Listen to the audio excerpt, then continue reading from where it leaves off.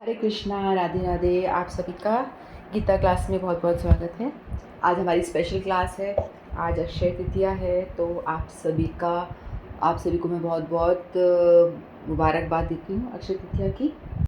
मंगलाचरण से क्लास का शुरुआत करते हैं। ओम अज्ञानतिमिरन्धस्य ज्ञानाञ्जन शलाकया चक्षुरुन्मीलितं येन तस्मै श्रीगुरुवे नमः। गुरुवे गौरचन्द्राय राधिकाय सदालये कृष्णाय कृष्णभक्ताय तद्भक्ताय नमो नमः। नमो ओम विष्णुपादाय राधिकाय प्रियात्मने श्रीमद्भक्तिवेदान्त नारायणीति नामिने श्रीकृष्णलीला कथने सुधाक्षं औदार्य माधुर्य गुणयुक्तं वरं वरेण्यं पुरुषं वहन्तं नारायणं तं शिरसा नमामि। चैतन्यमनोभीष्टं स्थापितं येन भूतले स्वयं रूपः कदा मह्यं ददाति स्वपदान्तिकम्। आजानुलम्बितभुजो गणकावदातु संकीर्तनैकपितरो कमलायताक्षो विशम्भरो द्विजवरोधरं पालो वन्दे जगत्प्रियकरो करुणावतारो। नमो महावदन्याय कृष्णप्रेमप्रदायते कृष्णाय कृष्णचैतन्यनाम्ने गौरद्विषे नमः। हे कृष्ण करुणा सिन्धो दीनबन्धो जगत्पते गोपेश गोपिकान्त श्रीराधाकान्त नमस्तुते। तत्काञ्चन गौराङ्गी राधे वृन्दावनेश्वरी वृषभानुसुते देवी प्रणमामि हरिप्रिये। वाञ्छाकल्पतरुभ्यश्च कृपा सिन्धुभ्येव च पतितानां पावनेभ्यो वैष्णवेभ्यो नमो नमः। श्रीमद्भगवद्गीता की जय, अक्षय तृतीया की जय, आप सभी की जय। मैं सर्वप्रथम अपने परम आराध्यतम गुरुपाद पद्मनितलीला प्रविशम विष्णुपाद अष्टोत्तर श्रीमद्भक्ति वेदांत नारायण गोसाई महाराज जी के श्री चरणों में अनंत कोटि दंड प्रणाम करती हूँ। तत्पश्चात समस्त रूपानु गुरु परंपरा के चरणों में अनंत कोटि दंड प्रणाम। आप सभी को मेरा यथा योग्य प्रणाम स्वीकार। हरे कृष्ण। तो आज हम सभी विशेष तिथि के विषय में जानने का प्रयास करेंगे कि अक्षय तृतीया की महिमा क्या है। तो आज के दिन क्या क्या हुआ, कुछ जानने का प्रयास करेंगे। तो आज वैशाख शुक्ल तृतीया है, जिस दिन अक्षय तृतीया मनाई जाती है। तो अक्षय तृतीया को हम आखा तीज के नाम से भी जानते हैं और इसको ईश्वरीय तिथि भी कहा जाता है। अक्षय तृतीया तो कहते ही हैं, तो इन नामों से संबोधन किया जाता है। तो हम लोग कभी भी कोई शुभ मुहूर्त ढूंढते हैं, कोई भी काम शुरू करते हैं, तो हमें लगता है कि शुभ मुहूर्त में हम किया इस कार्य को करें। तो ये अक्षय तृतीया का जो दिन है, ये ऐसा दिन है कि इस दिन सूर्य चंद्रमा और सारे ग्रह वगैरह होते हैं एक ऐसे दिशा में होते हैं कि इस दिन कुछ भी काम यदि हम करते हैं तो वो शुभ होता है। तो ज़्यादातर हम देखते हैं कि शादी ब्याह और मकान का मुहूर्त करना हो या कोई व्यापार शुरू करना हो या कुछ भी काम हम शुरू करना चाहते हैं, तो हम बिना सोचे समझे इस दिन आंख बंद करके हम इस कोई भी काम शुरू कर सकते हैं। तो वो अक्षय फल प्रदान करेगा, वो हमेशा शुभ ही होगा। वो क्षय का मतलब होता है जो नाश हो जाता है ना। जैसे हमारा शरीर है, उसका क्षय होता है, दिन पर दिन क्षय होता रहता है। कोई भी मटेरियल चीज़ होती है उसका भी क्षय होता रहता है, दिन पर दिन वो ख़त्म होता रहता है। लेकिन अक्षय का मतलब है कि जिसका कभी भी नाश नहीं होता, जो हमेशा हमेशा रहता है, बना रहता है। तो आज के दिन कहा गया है कि कोई भी कार्य यदि हम शुरू करना चाहते हैं जिसका कि अक्षय फल प्रदान हो, तो हमें आज के दिन उसका चयन करके हम उस कार्य को शुरू करते हैं। तो ज़्यादातर संसार में क्या होता है, लोग शरीर से जुड़े हुए काम ही करते हैं, है ना। तो ज़्यादातर लोग क्या करते हैं, सोना खरीदते हैं, क्योंकि आज के दिन जो भी काम अपन करेंगे तो वो नाश नहीं होगा, अक्षय उसका फल मिलेगा हमको। तो ज़्यादातर संसार में लोग क्या करते हैं, सोना खरीदो ताकि हम हमेशा इसको खरीदते रहें और इसका फल जो है मतलब भंडार भरा रहे, हमारे घर में जो भंडार है वो हमेशा भरपूर रहे। तो ठीक है, अच्छी बात है। तो हम लोग सोना खरीद सकते हैं और भी जो काम हम चाहते हैं जो हमेशा परमानेंट बना रहे, वो चीज़ हम कर सकते हैं। दान पुण्य लोग करते हैं, है ना। तो दान पुण्य करते हैं, उसका भी हमें फल जो पुण्य मिलेगा वो भी अक्षय होगा, जिसका कि कभी नाश नहीं होगा, इस तरह से। लेकिन ठीक है, ये सारी चीज़ें करनी चाहिए। लेकिन इसके अलावा जो हम लोग भगवद गीता पढ़ रहे हैं, भगवद गीता के स्टूडेंट हैं, तो हमारे लिए ज़रूरी है हम लोग इस चीज़ का भेद करें, शरीर और आत्मा का हम भेद करें, है ना। क्योंकि गीता में हमें दूसरे अध्याय में बताया है, भगवान ने बताया है कि हम शरीर नहीं है, हम आत्मा है। तो हम लोगों को क्या करना है, आत्मा के उद्धार के लिए कुछ करना चाहिए आज के दिन विशेष। तो आत्मा का उद्धार कैसे होगा, तो शरीर से जुड़ी हुई चीज़ें हम खरीदेंगे, सोना, कपड़ा, दान, दक्षिणा जो कुछ करेंगे, शरीर जब तक है तब तक ही है। शरीर खत्म हुआ तो सोना क्या करोगे, उसका पड़ा रह जाएगा, आपके तो कुछ काम आएगा नहीं, वो आपके पीछे लोग हैं उनके काम आएगा, है ना। लेकिन हमें ऐसा करना है कि जो हमारे साथ भी जाए, है ना। तो भगवद गीता में भगवान बताते हैं, नेहा विक्रम नाशस्ति प्रत्यवायो न विद्यते स्वल्पमपस् धर्मस्य त्रायतो महतो भयात्। तो हम भक्ति के कुछ अंग का पालन करें, भजन करें, जिससे कि वो हमारा कभी भी नाश नहीं होगा, वो हमारा अनंत अनंत जन्मों तक बना रहेगा, है ना। तो आज के दिन सबसे ज़्यादा महत्व जो है सोना खरीदने का बताया गया, तो वो तो है ही, वो तो आप खरीद लीजिए, ठीक है। लेकिन हम शरीर के साथ हमारी आत्मा का भी ध्यान रखें, दोनों चीज़ों को बैलेंस करके चलें, है ना। शरीर तो है ही, लेकिन आत्मा के लिए हमें क्या करना है, जितना ज़्यादा हो सके हरि नाम करना है, ज़्यादा से ज़्यादा हरि नाम करें, जिससे कि उसका फल हमें जो मिले वो अनंत मिले, कभी भी उसका नाश ना हो। तो आज के दिन सबसे इंटेलिजेंट जो काम है हमें करना चाहिए, वो हमें करना चाहिए हरि नाम, भजन, भगवान की सेवा, मंदिरों में जाके दर्शन करना, ताकि इसका फल हमें जो मिले वो हमारी अनंत जन्मों तक साथ चले। तो ये सबसे ज़्यादा काम है।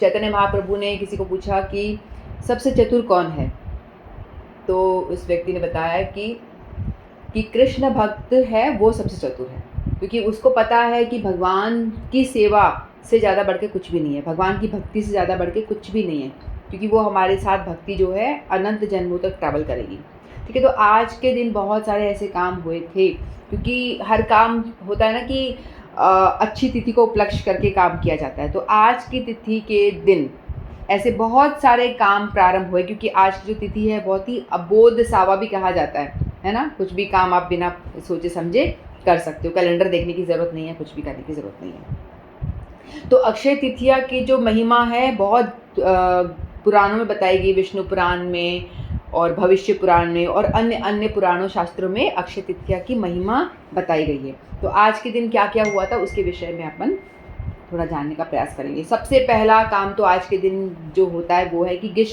वसंत ऋतु समाप्त होती है और ग्रीष्म ऋतु यानी गर्मी स्टार्ट होती है। गर्मी की स्टार्टिंग और वसंत ख़त्म, और आज से गर्मी का ऋतु स्टार्ट हो गई। तो गर्मी जब ज़्यादा लगने लगती है तो भगवान को क्या करते हैं, हम चंदन लगाते हैं। चंदन ठंडक प्रदान करता है और उसमें खुशबू भी आती है। गर्मी में प्राय हम लोगों के अंदर बदबू आने लग जाती है, हम साधारण लोगों में तो बदबू आती है, पसीना आता है तो बदबू आना शुरू हो जाती है, गर्मी लगती है तो इसलिए। लेकिन भगवान में तो ऐसा सब नहीं होता है, लेकिन फिर भी हम भगवान के अंदर खुशबू आए और भगवान को गर्मी ना लगे, इसलिए चंदन का लेप करना शुरू करते हैं। तो आज के दिन चंदन का लेप करने का बहुत महिमा है। तो आज आप लोग ज़रूर मंदिर में जाएं, है ना। आपके आसपास कोई कृष्ण मंदिर हो या इस्कॉन के टेम्पल्स हो या गौड़ीय संप्रदाय के कोई मंदिर हो, तो वहाँ आप लोग अपने अपने शहर में ज़रूर वहाँ जा कर के भगवान के विग्रह के दर्शन करें। आज के दिन सभी मंदिरों में भगवान के चंदन से श्रृंगार होता है, पूरे बॉडी में भगवान को चंदन का लेप लगाया जाता है और चंदन से ही वो वस्त्र बनाए जाते हैं, चंदन के ही कपड़े बनाए जाते हैं, भगवान के पूरा श्रृंगार भी, माला वगैरह भी चंदन से ही करते हैं। तो बहुत सुंदर दर्शन होते हैं। तो आप लोग हो सके तो ज़रूर जाके वहाँ दर्शन करें। तो चंदन का श्रृंगार, तो और वैसे भी भगवान के दर्शन का आज का जो फल है वो अनंत है। तो आज के दिन भगवान के दर्शनों के भी बहुत महत्व है। जैसे आज भगवान के चरणों के, बांके बिहारी के पट आज खुलते हैं, तो उसमें भगवान के चरण दर्शन होते हैं, आज ही के दिन होते हैं और वैसे पूरे साल भर नहीं होते। तो यदि आज जिसने भगवान के चरणों के दर्शन कर लिए, मतलब उसको पूरे साल भर चरण दर्शन करने का फल मिल गया, है ना। तो वृंदावन में भी हम जाएंगे देंगे तो बहुत भीड़ हो रही होती है, आज के दिन बहुत भीड़ होती है, क्योंकि सभी लोगों को भगवान के चरण दर्शन करने हैं और फल पाना है। तो हम अपने घर में जो ठाकुर है उसको क्यों अलग समझे, किसी बांके बिहारी से अलग क्यों समझे। अपने घर में जो ठाकुर विराजमान है वो वही साक्षात वृंदावन वाले ठाकुर हैं, जो कि इस रूप में हमारे घर में हमारी सेवा ग्रहण करने के लिए विराजमान है। तो हम लोगों को चाहिए कि अपने घर में जो विराजमान गोपाल जी हैं या राधा कृष्ण के विग्रह हैं, उनको भी हम वृंदावन के बांके बिहारी हो या श्याम सुंदर हो, राधा गोपीनाथ हो या राधा मदन मोहन हो, उनसे अभिन्न समझे, अलग ना समझे, और उनको भी इसी भाव से वृंदावन वाले ठाकुर ही हैं ये, जो इस रूप में हमारे घर में है, तो उनकी भी हम सेवा करें, चंदन का लेप लगाएं उन्हें और उनके साथ में प्रेम का आदान प्रदान करें। ठीक है, तो सबसे पहली घटना ये है कि चंदन यात्रा आज से स्टार्ट होती है जगन्नाथपुरी में। वहाँ बहुत गर्मी पड़ती है, तो वहाँ पे भगवान को सांझ के समय चंदन यात्रा होती है। भगवान को नौका विहार के लिए लेके जाया जाता है ना। तो भगवान के तो बड़े विशाल विग्रह हैं, उनको तो मंदिर से बाहर निकाला नहीं जा सकता।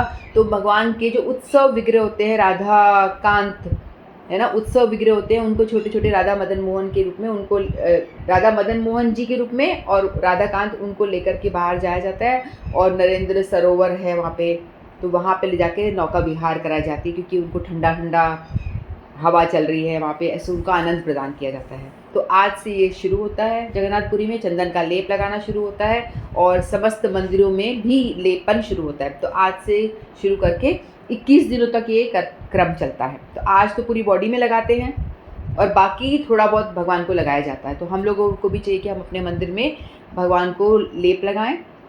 तो ये नहीं है कि आज करके ख़त्म कर दो, तो ये आपके भाव है। आप चाहो तो आप पूरी गर्मी कर सकते हो, आप चाहो तो आपको लग रहा है बहुत गर्मी है तो आज लेप कर दूं मैं भगवान का, तो अपने हिसाब से आप कभी भी कर सकते हो। गर्मियों भगवान को गर्मी से बचाने के लिए ऐसा होता है। ठीक है, तो आज के दिन तो विशेष करा जाता है। फिर आज के दिन दान करने की बहुत महिमा है ना। लेकिन दान करते टाइम हमें बहुत केयरफुल रहना होता है कि दान हम किससे दें, है ना। तो आज सुबह ही मैंने कथा सुनी थी एक वैष्णव के मुख से, तो बता रहे थे कि एक नाव थी, नाव में कई सारे वैष्णव आ रहे होते हैं, काफ़ी सारे लोग होते हैं। नाविक जो होता है कई सारे वैष्णवों को नाव पार करा रहा होता है और वो नाव पार करा के आता है। तो वहीं पे एक व्यक्ति खड़ा होता है, वो देखता है कि बहुत सारे वैष्णव आए हैं, तो वह इनको, मन में भाव आता है कि वैष्णव लोग जो भगवान की सेवा करते हैं तो इनको मैं कुछ दक्षिणा दे दूँ।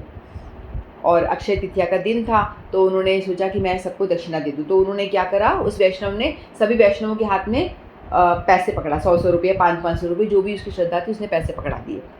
फिर उसने सोचा कि नाविक था, ये लेकर आया वैष्णव को, इसको भी कुछ दे देता हूँ। तो उसने उस नाविक को भी पैसे दिए, 100 रुपये दे दिए, नाविक को भी दे दिए। अब वैष्णवों को जो दान दिया गया वो तो अच्छा है, वैष्णव तो भगवान की सेवा करते हैं, तो भगवान के भक्त हैं, तो भगवान की सेवा में उस पैसे का इस्तेमाल करेंगे। यदि खुद भी कर रहे हैं तो वो भी भगवान के भक्त हैं, तो वो भी बुरा नहीं है, तो वो तो ठीक था। लेकिन उस नाविक को भी दे दिया कि नाविक वैष्णव को लेकर आया, तो नाविक को जो दिया, अब नाविक ने क्या करा, वो तो नाव चलाता है, तो उससे उसने क्या करा, मछली का जाल पकड़ने वाला वो खरीद लिया और फिर वो जाल डाल करके रोज़ मछलियाँ पकड़ रहा है, मछलियाँ मार रहा है, बेच रहा है। तो इससे क्या हुआ, उसने उसका जो इस्तेमाल किया, कहते हैं कि जो आप दान देते हो, जिसको उस दान करने वाले का जो भाग होता है ना, कई लोगों में डिवाइड होता है। तो ये इसमें तो वो व्यक्ति तो पाप कर रहा है, मछलियाँ रोज़ मार रहा है ना, और वो हर डेली वो उसने जाल खरीदा, मछलियाँ मार रहा है, मार मार करके बेच रहा है। तो इस तरह से क्या हुआ, जिसने वो जाल खरीदने में हेल्प करी वो व्यक्ति, उसको भी मिला। हालांकि उस व्यक्ति ने ना तो मछली खाता है ना कुछ और करता है, लेकिन उसने वो दान दिया ऐसा, तो उससे जो मिला तो उसको उसका फल मिला। जब वो मरा तो उसको मछली मारने का पाप मिला। तो उसने पूछा कि मेरे को क्यों मिला, मैंने तो ऐसा कुछ काम ही नहीं किया, कभी मछली नहीं मारी। बोले कि तुमने इस काम में सहायता करी है, मछली मारने के प्रयास में, जाल खरीदने में आपने वो दान दिया, तो आपको भी वो फल मिलेगा। तो इसीलिए कहते हैं कि दान देना है तो बहुत केयरफुली देना है। आपके घर में दरवाजे पे कोई आ गया, वेश बना लिया साधु वाला और आपको खटखट करके बोला, तो आप बोलोगे आप तो बड़े अच्छे भाव से दान दे रहे हो, लेकिन उस दान का कैसा इफेक्ट होगा इस पर हमें बहुत केयरफुल रहना होता है। तो क्या पता वो जैसे ही पैसे लगे गया, भूख लग रही है करके पैसे मांगा और आगे जाके वो बीड़ी फूक रहा है या कुछ और गलत काम कर रहा है, तो उसका जो फल है वो हमें भुगतना पड़ेगा, है ना। इसीलिए हमें दान देते रहे बहुत ज़्यादा केयरफुल होना होता है। तो बेटर है कि कोई आता है तो उसको प्रसाद दे दो, कोई भूखा आ रहा है तो खाना बना हुआ है ना वो दे सकते हैं। अन्न का दान करना सबसे बेस्ट है, क्योंकि उसका कोई दुरुपयोग नहीं होगा, खाएगा ही खाएगा, है ना। और भगवान का ऑफर किया हुआ प्रसाद आप दे रहे हो तो उसका भी कल्याण होगा, आपका भी कल्याण होगा। तो पैसे ना दे करके खाना दे सकते हैं, प्रसाद मतलब दे सकते हैं, भगवान का ऑफर किया हुआ ये देना चाहिए। और यदि पैसे का, अन्न का दान हमें करना है तो सबसे सेफ है कि आप मंदिर में जा कर के वैष्णव सेवा में दे दो भगवान, क्योंकि मंदिर में गुरु को दे दो, ताकि वो लोग क्या करते हैं, वो भगवान की सेवा में लगाते हैं आपका पैसा। तो आज के दिन हम सबसे अच्छा दान जो दे सकते हैं, मंदिरों में जाके मठों में देना चाहिए, ये बेस्ट है, जहाँ की कोई गड़बड़ नहीं होगी, है ना। तो आज के दिन क्या हुआ था, कुबेर जी को जो लक्ष्मी जी ने खजाने का इंचार्ज बनाया था, कुबेर जी को लक्ष्मी जी ने खजाने का इंचार्ज बनाया था, इसलिए लोग सोना खरीदते हैं आज बहुत ज़्यादा। तो खरीदना तो खरीद लीजिए, लेकिन इससे भी ज़्यादा असरकार वो है कि आप हरि नाम ज़्यादा से ज़्यादा करें, ठीक है। आज करोगे तो हज़ारों हज़ारों गुना आपको फल मिलेगा, और वो अनंत, वैसे भी भक्ति का नाश तो होता नहीं है ना, लेकिन आज के दिन जो किया गया उसका अनंत गुना फल ज़्यादा मिलता है। भगवान रह रह के हमको ऐसे ऑफर्स देते रहते हैं कि भगवान चाहते हैं कि हम लौट कर अपने घर वापस आएँ, जो भगवान जहाँ रहते हैं गोलोक धाम वहाँ है। तो भगवान कभी कार्तिक मास प्रकट कर देते हैं, 2-2 एकादशियाँ आती हैं, है ना, और अक्षय तिथियाँ भी आ रही है, कई वैष्णवों की तिथियाँ आती, कुछ ना कुछ आता रहता है एवरी अदर डे, जिससे कि हम उस तिथि में हम भगवान का नाम जप करेंगे। तो कहते भी है ना, इस दिन करोगे तो बहुत फल मिलेगा, आज करोगे तो बोलेंगे हर दिन ही। हाँ, भगवान कृपा करते हैं हम पे, कृपा करके ऐसे दिन को उपस्थित करते हैं कि हम आम डेज में हम नहीं करते, तो ऐसे दिन तो करो, ज़्यादा फल मिलेगा। आपको सेल ऑफर मिल रहा है तो आज के दिन तो करो, है ना, ज़्यादा के चक्कर में ही करो। तो इसीलिए भगवान ऐसे ऐसी तिथियाँ उपस्थित करते हैं, तो हमें उसका लाभ ज़रूर उठाना चाहिए। अन्नदान की महिमा बहुत है, तो अन्नदान हम कर सकते हैं, मठ मंदिर में जाके चावल दान कर दो, वैष्णवों के लिए ऐसे कर दो, ये गरीबों को भी खिला सकते हैं, है ना, दान कहीं भी कर सकते हैं। फिर आज के दिन पवित्र नदियों में स्नान का बहुत महत्व है, तो हम लोग गंगा यमुना जाके स्नान करना तो पॉसिबल होता नहीं, बहुत कम लोग होते हैं जो यमुना जी में स्नान कर पाते, गंगा जी तक पहुंच पाते। तो हम लोग एक काम कर सकते हैं, हम लोग गंगा, जो हम लोग कभी प्रयाग गए हुए हैं, तीर्थ स्थान जाते हैं, तो हम बॉटल में भर के लेके आते हैं, वो अपनी बाल्टी में डाल के उसका स्नान कर सकते हैं। वो भी नहीं है तो कोई बात नहीं, तो हम लोग क्या कर सकते हैं, अपने हाथ में थोड़ा सा पानी लेकर के, एक स्नान होता है, गंगे च यमुने मंत्र है, गंगे च यमुने च गोदावरी नर्मदे सिंधु कावेरी जलेस्मिन् स्मिदं करूँ, वो जलों में हमारी सारी नदियाँ को आह्वान करते, वो आ जाता है। फिर हम अपवित्र पवित्रो वा सर्वासागतो विवाह स्मृत पुण्यकाक्ष भाय भयंत शुचि, ये एक मंत्र है। हमको बताया गया है कि आप जब मंत्र करते हो उससे पहले, हमेशा मंत्र से पहले ये हम करते हैं, तो एक हाथ में चलो में पानी लेकर के सारी नदियों का आह्वान करते हैं। फिर वेद का मंत्र है जिससे कि अपने आप को पवित्र करते हैं, उसके बाद में जो मंत्र दिया जाता है, दीक्षा मंत्र, उसका जाप किया जाता है। तो वो हम कर सकते हैं, एवरीडे भी कर सकते हैं, हर दिन आप वो मंत्र को लेकर के आप स्नान करके, मंत्र स्नान से नदियों का आह्वान करके आप कर सकते हैं हर दिन, तो ऐसा करो। फिर गौ सेवा का बहुत महत्व है, आज के दिन गाय को चारा खिलाओ, रोटी खिलाओ, जो भी कुछ खिलाना है ना। फिर आज के दिन क्या हुआ था, जो गंगा नदी है आज ही के दिन धरती पे प्रकट हुई थी, ठीक है। तो गंगा जी, सगर महाराज थे, उनके 60,000 पुत्र थे, बहुत लंबी कथा है, तो उनका उद्धार नहीं हो रहा था किसी कारणवश, तो उनकी 2-3 पीढ़ियाँ चली गई थी, वो कोशिश कर रही थी कैसे इनका उद्धार करें, कैसे उद्धार हो इनका, वो भस्म हो जाते हैं सारे के सारे। तो फिर उनके किसी सगर महाराज के वंशज ने गंगा जी को भागीरथ जी ने तपस्या करी थी, फिर वो जाकर के गंगा जी को प्रसन्न कर पाए। फिर गंगा जी ने कहा ठीक है, मैं धरती पे आज आऊँगी, लेकिन मेरा जो वेग है बहुत तेज होगा, तो मैं इतनी स्पीड से आऊँगी, यदि तुमने उस वेग को रोकने का प्रबंध नहीं किया तो मैं सीधे पाताल में चली जाऊँगी, धरती पे नहीं आ पाऊँगी। तो उन्होंने बोला ठीक है, तो क्या करा जाए, तो शिव जी को प्रसन्न किया गया। तो शिव जी ने बोला ठीक है, आप तो भगवान का चरणामर्त हो, आपके चरणों से निकल के आ रही हो, तो मैं आपको अपने माथे पे धारण करूँगा। तो शिव जी ने बोला कि आप आइए, मैं आपको अपने जटाओं में बांध दूंगा। तो गंगा जी ने बोला बी केयरफुल, मेरे को ठीक से आप बांधना, नहीं तो मेरा वेग बहुत तेज है। तो वो शिव जी ने कहा ठीक है, मैं धारण करूँगा। तो गंगा जी जैसे बहुत स्पीड से जब ऊपर स्वर्गलोक से प्रकट हुई, तो फिर वो सीधे शिव जी ने अपनी जटाओं में पूरा बांध दिया। अब भागीरथ जी कहते हैं अरे भाई, मैंने जिसलिए तपस्या की थी वो तो मेरा काम रह ही गया, गंगा जी को मुझे धरती पे लेके आना है जिससे कि मेरे जो वंशज हैं उनका उद्धार हो, है ना। 60,000 पुत्र जो मर गए थे उनका उद्धार कैसे करना है। तो फिर उन्होंने शिव जी ने बोला ठीक है, मैं 1-2 जटा खोल देता हूँ जिससे कुछ एक लहर निकल आएंगी। तो हमारी धरती पे गंगा जी संपूर्ण रूप में नहीं है, कुछ एक लहरें जो कि अलकनंदा, भागीरथी, पद्मावती, इस तरह नाम से जो कुछ कुछ लहरें जो जटाएं खोली, वो नदियाँ गंगा नदी जी बह रही है यहाँ पे। तो वो जो जिस दिन धरती पे आई थी वो अक्षय तृतीया वाला दिन था, आज के दिन ही आई थी। और आज के दिन जो पांडवों के पास में अक्षय पात्र है ना, तो युधिष्ठिर जी ने प्रार्थना करी भगवान से कि मेरे पास में मैं जब जंगल में जाके अज्ञातवास हुआ था, रह रहे थे वहाँ पे, तो उन्होंने कहा कि मैं तो चलो ठीक है, जैसे जैसे हम कंदमूल फल खा के अपना जीवन यापन कर लेंगे, लेकिन मेरे द्वारे यदि कोई वैष्णव आता है तो मैं उसको कैसे भोजन पवाऊँगा। मेरे पास हाँ साधन होना चाहिए कि मैं कैसे उनका आदर सत्कार करूं, किस तरह से उनको खिलाऊंगा पिलाऊंगा।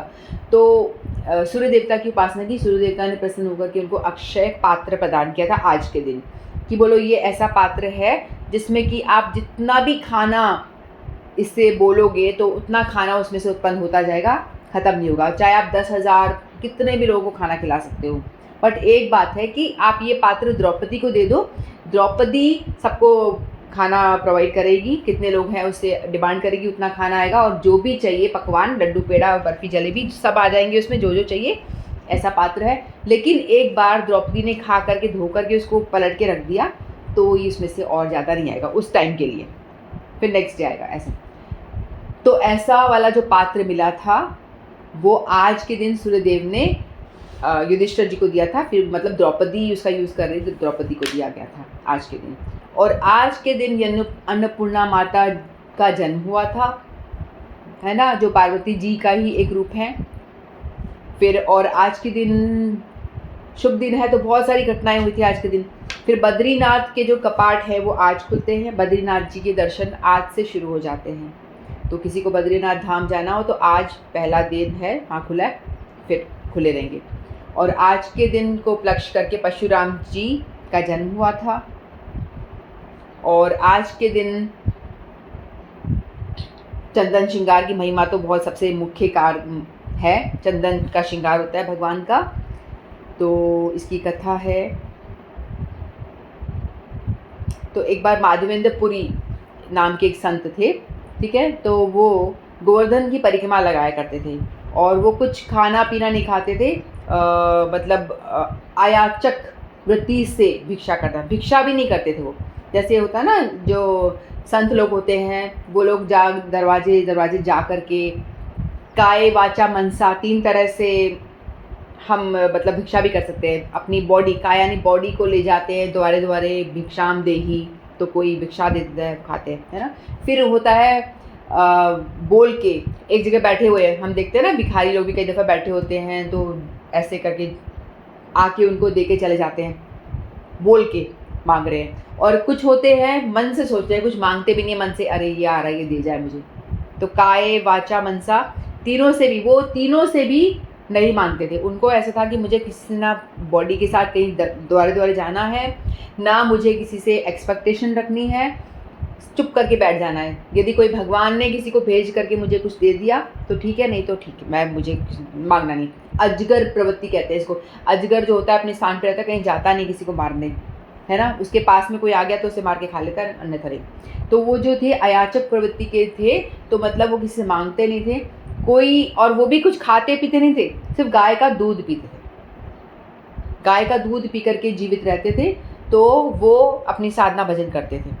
तो वो जो थे गाय का दूध पीते, वो भी यदि कोई अपने आप दे गया तो ठीक है, नहीं तो मांगेंगे नहीं, एक्सपेक्टेशन भी नहीं लगाएंगे, कुछ नहीं करेंगे।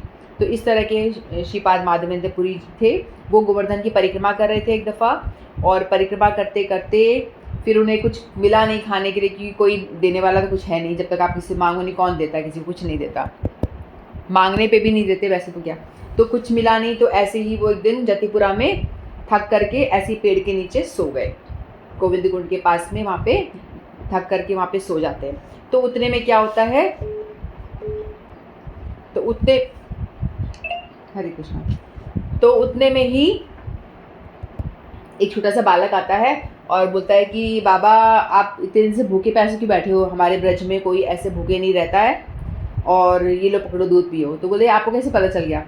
बोलते कि फिर सोचने लगे, क्योंकि भगवान कृष्ण ही थे जो ऐसे छोटा बालक का रूप लेके आते हैं और उनको वो दूध, गाय का दूध देते हैं। तो बोलते तुम हो कौन। बोलते कि तुम्हें कैसे पता कि मैं भूखा हूँ। बोले कि बहुत सारी गोपियाँ, यानी मेरी मैया भी उसमें से है, जो पानी भरने आई थी, उन्होंने बताया कि आप भूखे बैठे हो, तो उन्होंने ही मुझे बोला कि आप ये दूध देकर के आओ, आप मैं ये दूध पी लो और मैं लोटा लेने आऊँगा वापस, आप पी लो। तो उन्होंने कहा ठीक है। तो जैसे ही उन्होंने वो दूध पिया तो उनको समझ में आ गया ये जो दूध है इस यहाँ का नहीं है, ये गोलोक का है। तो मतलब जैसे ही पीते से ही उनको बहुत ज़्यादा अष्ट सात्विक विकार प्रकट हो गए और उनको लगा कि ये तो बहुत ही कुछ विशेष है बात, और ये जो बच्चा था ये कोई साधारण नहीं हो सकता। फिर वो उनको ढूंढने जाते हैं दौड़ कर कि कहाँ गया ऐसे करके, तो देखते कहीं मिलता नहीं है और लोटा लेने के लिए भी वो आता नहीं है। फिर वो समझ जाते हैं ये और कोई नहीं था, ये मेरे साक्षात भगवान ही हैं जो मुझे दूध देने के लिए आए थे, क्योंकि मुझे कुछ मिल नहीं रहा था। भगवान कहते हैं ना कि मैं ध्यान रखता हूँ, तुम मेरे शरणागत हो तो मैं तुम्हारा ध्यान रखता हूँ। तो भगवान स्वयं उनको दूध का पात्र देने आए थे। फिर वो थक मार के ऐसे पेड़ के नीचे से सो जाते हैं, तो उतने में उनको स्वप्न में वही बालक आता है दोबारा से। तो बोलते कि अरे ये तो मेरे भगवान है, ऐसे करके बोलते कि देखो मैं ना यहाँ पे एक टीला है वहाँ दबा हुआ हूँ, वहाँ खुदाई करो, और वहाँ से मैं दबा हुआ हूँ। और पहले जब औरंगजेब ना था, औरंगजेब जब वो जो भगवान के विग्रह होते हैं ना उन सबको तोड़ रहा था, तो उस टाइम पे पुजारियों ने क्या किया था, भगवान के विग्रहों को छुपा दिया था, कहीं कहीं गड्ढे में दबा दिया था। जैसे गोविंद देव जी को भी कहीं दबा दिया था, गोपीनाथ जी को भी कहीं दबा दिया था, छुपा दिया था सबको, कि ताकि हमारे विग्रह जो बचे रहें। तो वैसे ही गोपाल जी, ये जो विग्रह थे गोपाल जी का विग्रह था, तो इनको भी दबा दिया था। तो उन्होंने बोला कि वहाँ मैं दबा हुआ हूँ, बहुत गर्मी लग रही है, बहुत मैं परेशान हूँ, कभी बारिश में ठंड लगती है, गर्मी लगती है, तो मुझे निकालो वहाँ से, मेरी सेवा करो, मैं तुम्हारा बहुत वेट कर रहा था। भगवान के शुद्ध भक्तों का भगवान वेट करते हैं, मैं तुम्हारा वेट कर रहा था कब से, तो चलो। तो वहाँ पे वो लोगों को लेकर के जाते हैं, गांव वालों को लेकर के इकट्ठा करके वहाँ पे जहाँ बताया गोपाल ने, वहाँ जा कर के खुदाई करते हैं। तो खुदाई करते तो वहाँ से गोपाल जी निकलते हैं। फिर वो उनको उन्होंने सपने में बताया था कि तुम मुझे गोवर्धन के ऊपर मेरा मंदिर बनाओ और मेरी सेवा पूजा वहाँ स्टार्ट कराओ। तो आज के दिन निकाल करके वहाँ पे स्थापना की गई थी, वहाँ मंदिर छोटा सा बना के, बाद में तो अभी बना हुआ है वहाँ पे मंदिर, तो गोपाल जी का मंदिर है। फिर वहाँ पे उनको उनकी सेवा स्टार्ट करी थी, आज भी होती है। लेकिन बाद में ये जो विग्रह गोपाल जी के थे वो श्रीनाथ जी के नाम से प्रसिद्ध हुए, और ये गुजरात एक सेठ लेकर चला जाता है उनको। फिर गोपाल जी इनको माधवेंद्रपुरी को स्वप्न में आके बोलते हैं कि देखो मुझे ना इतने दिन से दबा हुआ था ज़मीन के अंदर, तो मेरे बॉडी में इतनी गर्मी हो गई है, बहुत गर्मी हो चुकी है, तो मेरे को ठंडक प्रदान करो। तो उनको स्नान कराया जाता है, अलग अलग नदियों का कुंड से पानी से स्नान कराते। बोलते नहीं मेरी इससे भी बात नहीं बन रही, मेरी मुझे बहुत ठंड लग रही है। तो वो बोलते हैं माधवेंद्रपुरी जी की तो मैं क्या करूँ, तो एक काम करो, तुम जगन्नाथपुरी चले जाओ, वहाँ पे मलय चंदन है, एक तरह का चंदन, तो वो बहुत शीतलता प्रदान करता है, वहाँ जाओ तुम और मेरे लिए वो चंदन लाओ और मेरा लेप करो, मुझे बहुत गर्मी लग रही है। तो ऐसा कहा जाता है, तब से ये परंपरा स्टार्ट हुई। लेकिन हालांकि ये कथा है, ऐसा है, लेकिन भगवान को चंदन का लेप तो अनंत काल से लगाया जा रहा है, ठीक है। लेकिन ये भी एक घटना है। तो फिर वो माधवेंद्रपुरी उस टाइम, बहुत पुराने टाइम की, जब चैतन्य महाप्रभु थे तब की बात है। तो उस टाइम पे वो पैदल जाते हैं वृंदावन से, गोवर्धन से पैदल जगन्नाथपुरी जाते हैं, कितना दूर का रास्ता है। तो वहाँ तक जाने के बाद में वो पता नहीं कितने सारे दिन में पहुँचते हैं, 1 महीने में पहुँचते हैं। वहाँ जाकर के फिर वो चंदन लेते हैं। फिर वो एक खीरचोरा गोपीनाथ के पास में जाते हैं, तो वहाँ पे उनको दिखता है कि वहाँ किसी ने बताया, पंडित ने, यहाँ पे खीर का भोग लगता है, तो अमृत केली कहते हैं उसको, बहुत सुंदर गाढ़ा सा खीर बनाया जाता है, रबड़ी टाइप्स, और उसका भोग लगाया जाता है, बहुत टेस्टी होता है। तो उनके मन में आया कि मैं भी चख करके देखूं कि ये जो कैसा बनाते हैं, ताकि मैं भी जाके अपने गोपाल जी को वहाँ पे ऐसा भोग लगाऊंगा, ये भाव से। तो एक बार चख के देखूं कैसे बनता है वो।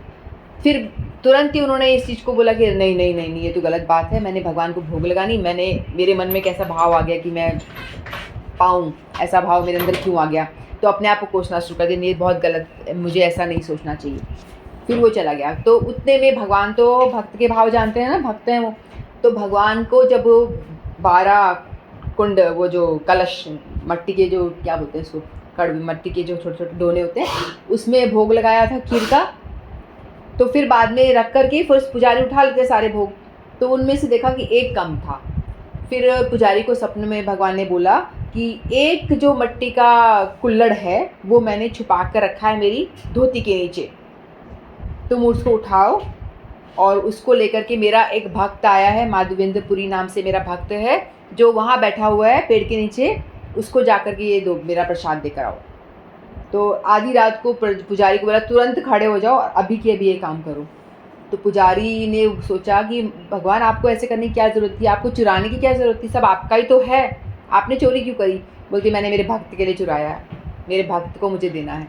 फिर वो पुजारी जाकर के स्नान करता है, रात को ही यमुना जी में स्नान करके, नदी में स्नान, गंगा जी में स्नान करके आता है, तिलक विलक लगा के धारण कर, ऐसे ही भगवान को छू नहीं सकते ना, तो मंदिर में तो बहुत सेवा होती, तो शुद्ध होकर के आता है, तिलक पकड़ करके। फिर भगवान को जब देखता है कि धोती के सच में एक कुल्हड़ में खीर थी, तो फिर उठा करके लेके भाग कर जाता है, कौन है? माधवेंद्रपुरी, माधवेंद्रपुरी कौन है, कौन है, ऐसे करके चिल्लाता है। तो वो एकदम से देखते हैं कि हाँ मैं हूँ। बोलते हैं कि आपके लिए भगवान ने खीर भेजी है, गोपीनाथ जी ने खीर भेजी है। बोलते हैं खीर भेजी है, तो उनको इतना आश्चर्य होता है, तो इतना खुश हो जाते हैं वो एकदम कि देखो मैंने ऐसे जिज्ञासा करी थी तो मेरे भगवान ने मेरे लिए खीर भेजी, तो उनको रोना आ जाता है, रोने लग जाते हैं। फिर वो खीर खाते हैं, उनको दुख भी होता है कि भगवान ने मेरे लिए कष्ट करा, चोरी करी। फिर लेकिन वो खीर का खाने के बाद में वो जो खीर का जो पात्र होता है ना, कि भगवान ने इसको टच किया है, मिट्टी का जो कुल्हड़ होता है, उसको भी तोड़ तोड़ के मिट्टी को भी रोज़ धीरे धीरे वो भी खा जाते हैं कि भगवान ने इस छुआ है इस कुल्हड़ को, तो वो भी पूरा का पूरा प्रसाद रूप में वो भी पा जाते हैं। तो इस तरह से वो माधवेंद्रपुरी जी बहुत फेमस हो जाते हैं। तो माधवेंद्रपुरी की जब उनको लगता है कि कल जब ये चर्चा फैलेगी कि ये वो माधवेंद्रपुरी हैं जिनके लिए भगवान ने खीर चुराई, तो इसके बाद में भगवान का नाम भी पड़ जाता है खीर चोरा गोपीनाथ। जब आप जगन्नाथपुरी जाओगे तो उनके दर्शन करना, खीर चोरा गोपीनाथ नाम से फेमस है वो, जिन्होंने भक्त के लिए खीर चुराई थी। फिर वो भाग जाते हैं, कहीं और चले जाते हैं, जगह छोड़ के यमुना चले जाते हैं।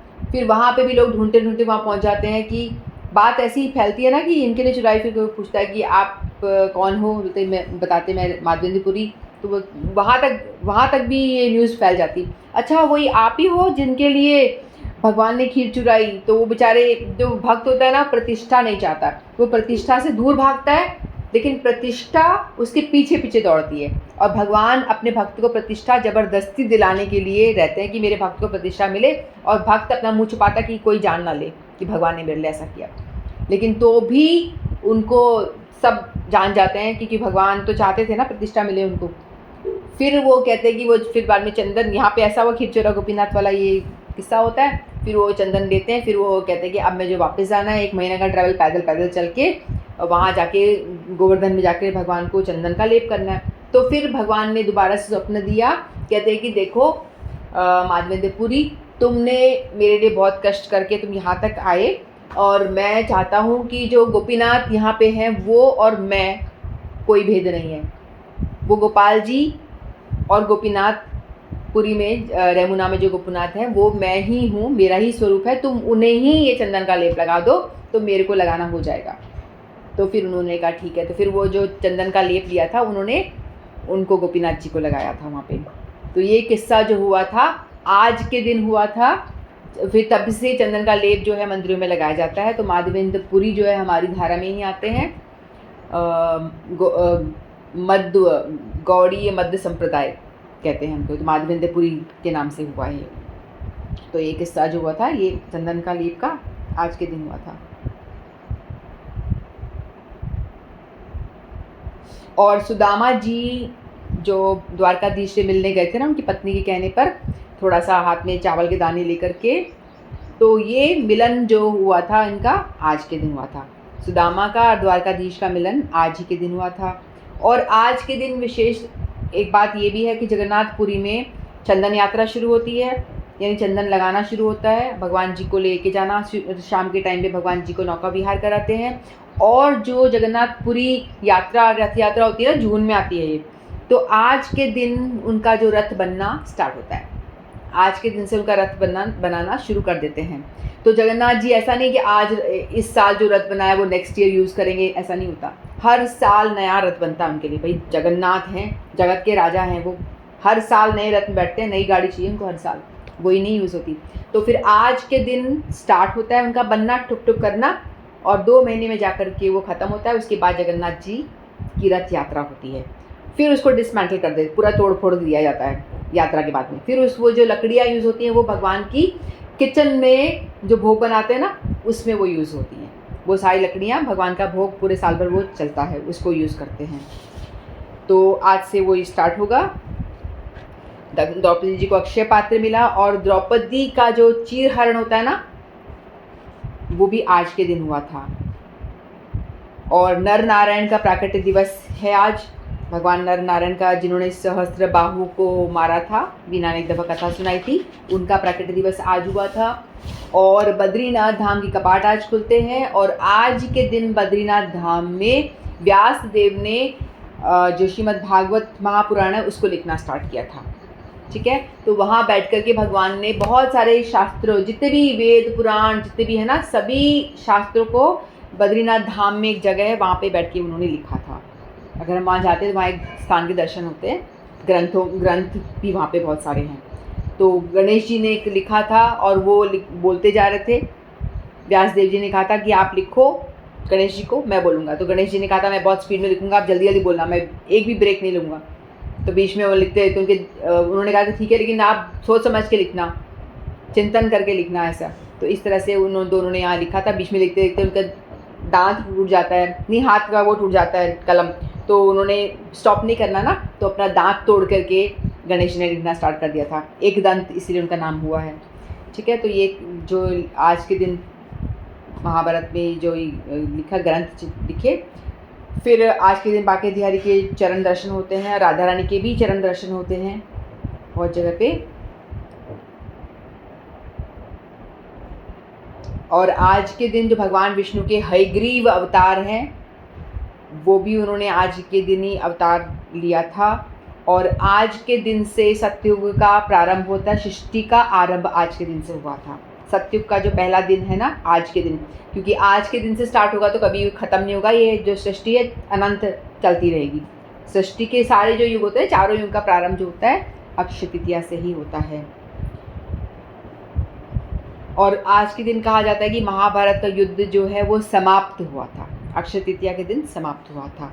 और ब्रह्मा जी के पुत्र अक्षय कुमार का भी जन्म हुआ था आज के दिन। और शंकराचार्य जी ने कोई एक कनकधारा नामक एक स्तोत्र लिखा था आज के दिन। और आज के दिन आज जो जैन संप्रदाय है ना, उनका भी आज विशेष दिन है। तो भगवान ऋषभ देव ने 13 महीने उपवास किया था। भगवान ऋषभ देव ने 13 महीने उपवास किया था, और उपवास का आज उन्होंने पारण किया था। तो उन्होंने क्या, एक गन्ने का जूस पी करके उस उपवास का पारण किया था, यानी उपवास ख़त्म किया था 13 महीने। तो जैनियों के लिए भी ये बहुत ही विशेष दिन है। तो ऐसे करके बहुत सारी महिमा है आज के दिन की।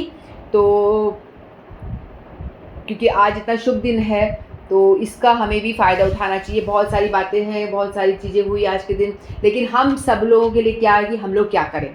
आज के दिन को उपलक्ष्य करके हम लोगों को भी करना चाहिए। सबसे बड़ा जो दान है, कथा का दान करना है ना। कथा, हरि कथा का दान सबसे बड़ा दान कहा गया है। गोपिया भी कहते हैं, तब कथामृतम तत्व जीवनम कविभिरीडितम कल्मषापहम श्रवण मंगलम श्रीमदाततम भुवि गणन्ति ते भूरिदा जना। भगवान को कहते हैं कि जो आपकी कथाओं का दान करता है वो सर्वश्रेष्ठ दान है, इससे बड़ा दान कोई नहीं होता है। तो हम सभी लोगों को भी भगवान के विषय में एक दूसरे को बताना चाहिए। जो भी हमें भगवान की चर्चा पता है तो उसको हमें भगवान एक दूसरे को बताना चाहिए। और जो भगवान का हरि नाम करता है और करवाता है किसी से, इससे श्रेष्ठ भी कुछ नहीं हो सकता। आप किसी को भूखे को खाना खिला रहे हो, कुछ कर रहे हो, शरीर तक की वो सेवा हो गई है ना। आपने किसी को खाना दान दे दिया तो खाना ख़त्म हो जाएगा। आपने किसी को वस्त्र दान कर दिए तो वस्त्र फट जाएंगे, एक टाइम पे तो फट जाएंगे ना। आपने शरीर के लिए कुछ भी धन दे दिया, वो धन खत्म हो जाएगा, यूज़ करके ख़त्म, खाना ख़त्म, धन ख़त्म, कपड़े फट के ख़त्म। तो शरीर से रिलेटेड जो भी कुछ आप दान दे रहे हो ख़त्म। लेकिन यदि आप किसी को भगवत चर्चा सुना रहे हो, वो उसके पास रहेगी, सुनाने वाले के पास में रहेगी, सुनने वाले के पास में भी रहेगी। क्योंकि भक्ति का दान किसी को दिया जा रहा है तो ये अनंत है, वो ख़त्म नहीं होगा। क्योंकि आत्मा की जो भक्ति है वो आत्मा की वृत्ति है। तो आत्मा के साथ वो आत्मा नहीं मरती, तो आत्मा के जो साथ उसकी वृत्ति भगवान ये भक्ति है वो भी नहीं मरती। तो भक्ति का दान, जो कथा है वो हमारी आत्मा के लिए है, उसका उद्धार करती है। तो सबसे बड़ा दान यही है। तो हम सभी लोग को चाहिए कि हम ज़्यादा से ज़्यादा हरि नाम करें आज के दिन, जितना ज़्यादा हो सके। जो 2 करता था 4 करें, उसको बढ़ाने का प्रयास करें, क्योंकि आज के दिन जो करोगे आप दुगना हो जाए। गौ सेवा करें, है ना। और इसीलिए हम आज के दिन हम कोशिश करेंगे कि हरि नाम भी थोड़ा ज़्यादा करें आज के दिन। ठीक है, तो इतना ही कह के मैं अपनी वाणी को विराम देती हूँ। आप सभी लोग हरि नाम खूब सारा करिए, आज भगवत कथा करिए, अपने घर पे गीता भागवत से श्रवण करिए, श्लोकों का जो हमने करा है उसको उच्चारण करिए, बार बार उच्चारण करिए जितना ज़्यादा हो सके। इस तरह से हम अक्षय तृतीया को बनाए। वांछाकल्पतरुभ्यश्च कृपा सिंधुभ्येव च पतितानां पावनेभ्यो वैष्णवेभ्यो नमो नमः। हरे कृष्णा। अक्षय तृतीया की जय। आप सभी की जय। हरे कृष्णा।